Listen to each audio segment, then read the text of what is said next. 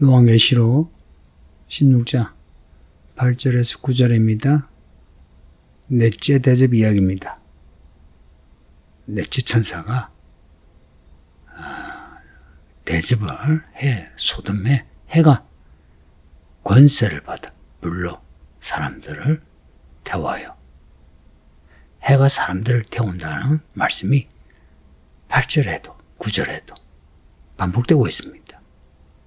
9절에는 이 재앙을 받은 사람들의 반응이 나오는데 이 재앙들을 행하는 권세를 가지신 하나님의 이름을 비방합니다. 또 회개하지 않고 주께 영광을 돌리지 않더라 합니다. 요한계시록에서 2장 3장의 7교회에 주신 말씀의 핵심이 뭡니까? 회개하라.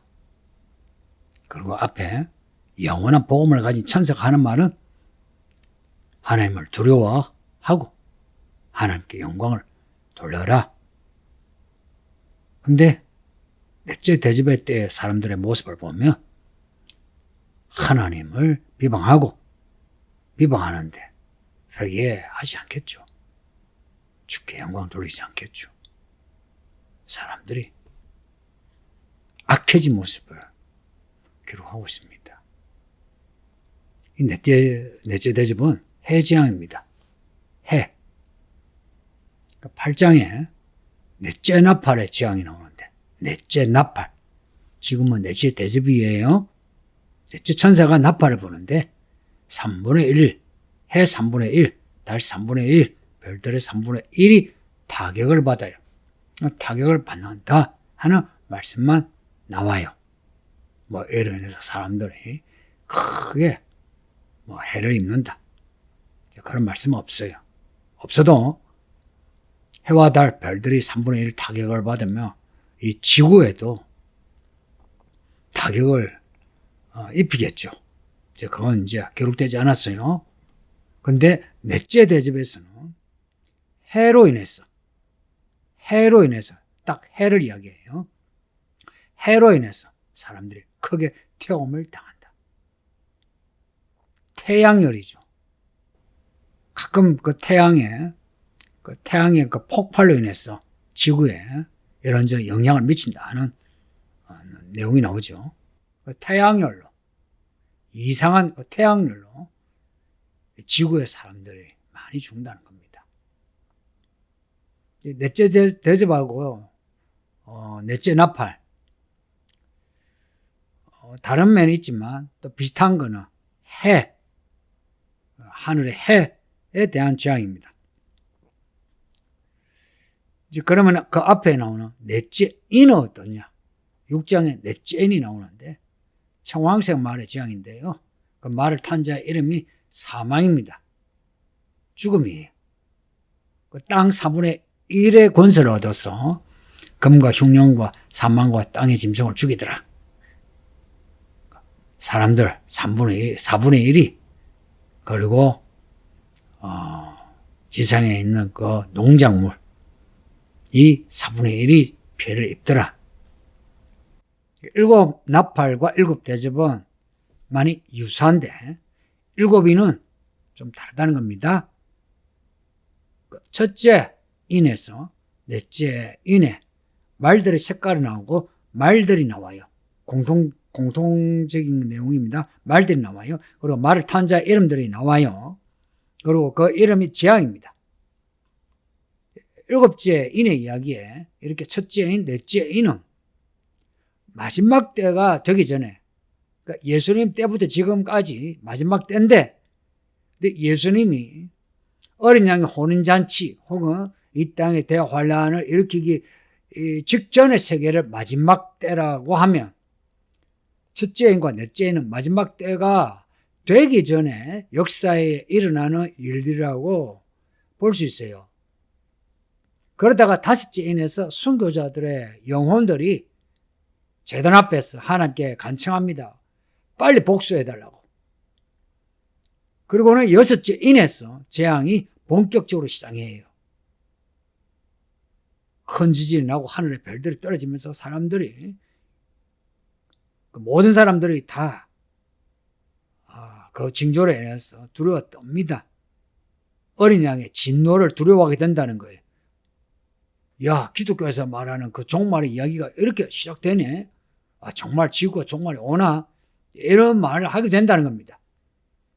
지금 교회 밖에서 이 지구에 대해서, 지구의 마지막에 대해서 많은 이야기하고 있는 거 아시죠?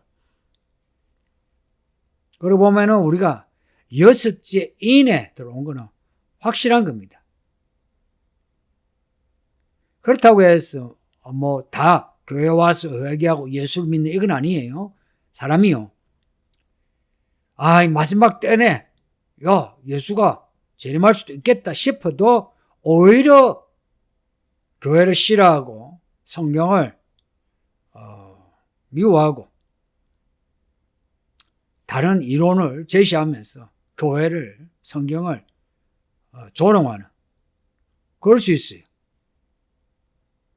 그 6째 인에서 성경의 마지막 때 일들이 드러나기 시작한다라고 볼 수 있습니다. 그렇게 해서 이제 6째 인 지나 7째 인에서 7나팔이 나오죠. 그 7나팔에서 6째 나팔까지 그 내용이 7대접의 내용과 유사한 점이 많다 이야기입니다. 재앙의 내용도 그리고 전쟁 이야기도 그렇고, 근데 7나팔의 때와 7대접의 때는 확연하게 다릅니다. 7대접의 때는 완전히 하나님의 진노의 심판이에요. 7나팔의 때는 그 진노의 심판을 앞두고 하나님이 사람들에게 돌아오라고 경고하시는 재앙들입니다. 그래서 3분의 1, 3분의 1, 3분의 1이 나옵니다. 그래서 7나팔의 때에 하나님께 돌아가야 합니다. 지금이 그때예요. 지금은 하나님께 돌아가야 해요. 그렇게 돌아가지 않으면 하나님의 심판을 면할 수가 없습니다. 셋째 대접의 때에 강과 물의 근원이 피가 되죠. 이로 인해서 많은 사람이 죽는데, 이때 물 심판을 내린 천사가 하는 말이 하나님의 심판은 의롭다고 찬양합니다. 그게 제단이 화답하기를 하나님의 심판은 의롭고 참되다, 의롭고 참되다.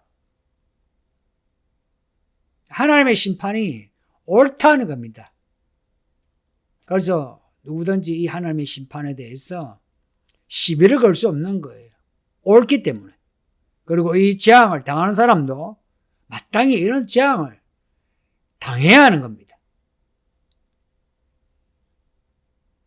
근데 지금 이 재앙의 이야기를 우리가 읽고 있고, 이 7대접의 때에 천사들이 하는 말을 우리가 읽고 있고, 그리고 주일에 어린 양의 혼인잔치에서 이 7대접의 때에 하늘에서는 혼인잔치가 있다, 혼인잔치에 참여한 하나님의 신실한 성도들, 옳은 행실을 하는 성도들의 이야기를 우리가 읽었어요.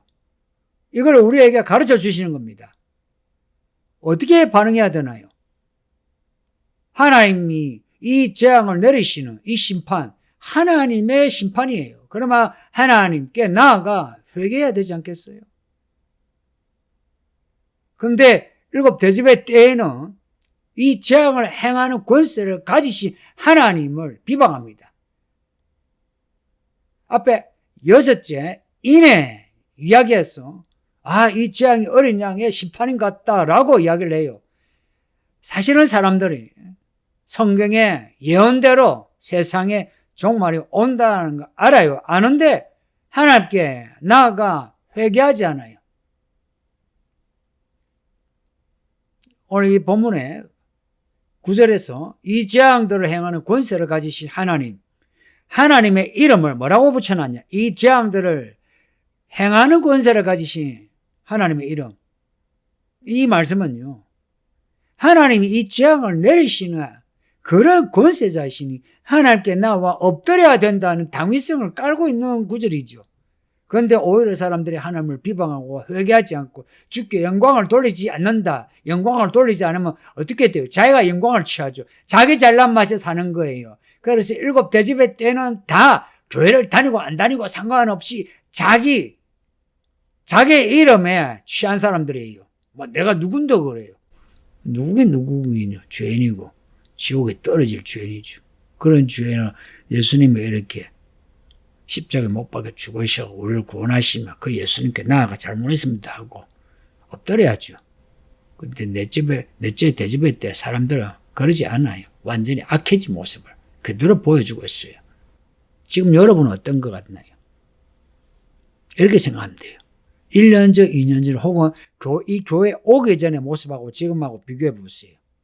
왔다 그러면 처음에 왔을 때하고 지금하고 비교해 보세요. 또 잘게 비교하는 거예요. 그래서 우리는 하루하루 계절 해마다 자라야죠. 나무도 그렇게 자라잖아요. 하물며 우리가 하나님의 자녀이고 이 말씀을 우리가 듣고 배우는 우리가 믿음이 안 자라면 문제가 있는 거 아닙니까?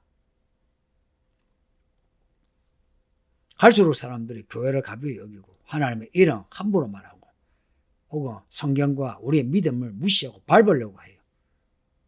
이런 시대에 우리가 어떻게 살아야 하는가 하는 겁니다. 7대접의 이 본문을 다룰 때 항상 우리가 내려야 할 결론은 예수님이 언제 오실지 모르니 준비 잘해야 한다. 언제 어린 양의 혼인잔치가 있을지 모르니까 준비 잘해야 한다. 예복을 입고 준비해야 된다는 겁니다. 하나님의 성도들이 되기를 바랍니다. 아버지 하나님 감사합니다. 요한계시록을 읽고 있나이다. 넷째 대접의 내용을 읽었는데 사람들이 하나님을 비방하고 회개하지 않고 하나님께 영광을 돌리지 않는 모습을 봅니다. 우리는 이 사람들과 함께하지 않게 하소서. 우리는 어린 양의 혼인잔치에 올라가는 구원받은 성도가 되게 해주소서. 예수님 이름으로 기도합니다. 아멘.